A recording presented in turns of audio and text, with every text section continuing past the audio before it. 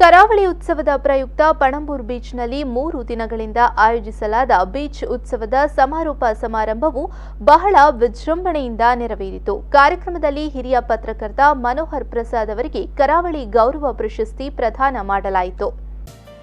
ಕಾರ್ಯಕ್ರಮಕ್ಕೆ ಮುಖ್ಯ ಅತಿಥಿಯಾಗಿ ಆಗಮಿಸಿದ ಶಾಸಕ ಡಾಕ್ಟರ್ ವೈ ಭರತ್ ಹಿರಿಯ ಪತ್ರಕರ್ತ ಮನೋಹರ್ ಪ್ರಸಾದ್ ಅವರಿಗೆ ಕರಾವಳಿ ಗೌರವ ಪ್ರಶಸ್ತಿ ಪ್ರದಾನ ಮಾಡಿದರು.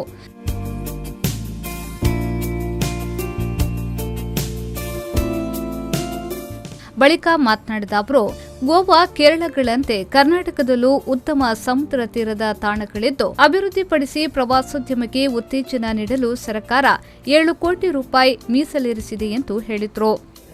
ಟೂರಿಸಂ ಅನ್ನ ನಾವು ಹೆಚ್ಚು ಪ್ರೋತ್ಸಾಹ ಕೊಡಬೇಕಂತ ಎಂಬಂತ ನಿಟ್ಟಿನಲ್ಲಿ ಇಂಟರ್ನ್ಯಾಷನಲ್ ಗಾಳಿಪಟ, ಇಂಟರ್ನ್ಯಾಷನಲ್ ಕೈಟ್ ಫ್ಲೈಯಿಂಗ್ ಕಾಂಪಿಟೇಷನ್ಸ್ ಇರ್ಬೋದು, ಬೇರೆ ಬೇರೆ ರೀತಿಯ ಮನೋರಂಜನಾ ಕಾರ್ಯಕ್ರಮಗಳನ್ನ ನಾವು ಈ ಕರಾವಳಿ ಉತ್ಸವದಲ್ಲಿ ಹಮ್ಮಿಕೊಂಡಿದ್ದೇವೆ. ಪ್ರತಿ ವರ್ಷ ಸಹ ನಿಮ್ಮೆಲ್ಲರ ಸಹಕಾರದಿಂದಾಗಿ ಒಳ್ಳೆ ರೀತಿಯಿಂದ ನಡೀತಾ ಉಂಟು. ಇದೇ ವೇಳೆ ಹಿರಿಯ ಪತ್ರಕರ್ತ ಮನೋಹರ್ ಪ್ರಸಾದ್ ಅವರಿಗೆ ಪ್ರಶಸ್ತಿ ಪ್ರದಾನ ಮಾಡಿದ್ರು. ಪ್ರಶಸ್ತಿ ಸ್ವೀಕರಿಸಿ ಮಾತನಾಡಿದ ಅವರು, ವೃತ್ತಿ ಜೀವನದಲ್ಲಿ ಅನೇಕ ಪ್ರಶಸ್ತಿಗಳು ಬಂದಿವೆ. ಈ ಬಾರಿ ಮಹತ್ವದ ಗೌರವಕ್ಕೆ ಜಿಲ್ಲಾಡಳಿತ ಆರಿಸಿರುವುದಕ್ಕೆ ಸಂತಸವಾಗಿದೆ ಎಂದರು.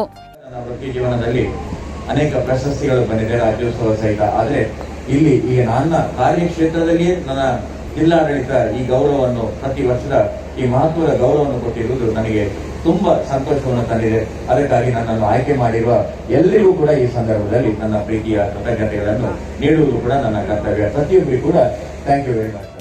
ಈ ಸಂದರ್ಭ ಜಿಲ್ಲಾಧಿಕಾರಿ ಸಿಂಧು ಬಿ ರೂಪೇಶ್, ಅಪರ ಜಿಲ್ಲಾಧಿಕಾರಿ ಎಂಜಿ ರೂಪಾ, ಮಂಗಳೂರು ಮಹಾನಗರ ಪಾಲಿಕೆಯ ಆಯುಕ್ತರಾದ ಶಾನಾಡಿ ಅಜಿತ್ ಕುಮಾರ್ ಹೆಗ್ಡೆ, ಮೂಡ ಆಯುಕ್ತ ಶ್ರೀಕಾಂತ್ ರಾವ್, ಅರಣ್ಯಾಧಿಕಾರಿ ಶ್ರೀಧರ್, ಕನ್ನಡ ಸಾಹಿತ್ಯ ಪರಿಷತ್ನ ಜಿಲ್ಲಾಧ್ಯಕ್ಷರಾದ ಪ್ರದೀಪ್ ಕುಮಾರ್ ಕಲ್ಕೂರ, ಕಾರ್ಯನಿರತ ಪತ್ರಕರ್ತರ ಸಂಘದ ಅಧ್ಯಕ್ಷ ಶ್ರೀನಿವಾಸ್ ನಾಯ್ಕ್ ಇಂದಾಚೆ, ಅಧಿಕಾರಿಗಳಾದ ಖಾದರ್ ಶಾ, ವೆಂಕಟೇಶ್, ಮಧು, ರಾಜೇಶ್, ನವೀನ್, ಪಣಂಬೂರು ಬೀಚ್ ಅಭಿವೃದ್ಧಿ ಸಮಿತಿಯ ಸಿಇಒ ಯತೀಶ್ ಬೈಕಂಪಾಡಿ, ರಾಜೇಂದ್ರ ಕಾಲ್ಪಾವೆ ಮೊದಲಾದವರು ಉಪಸ್ಥಿತರಿದ್ದರು.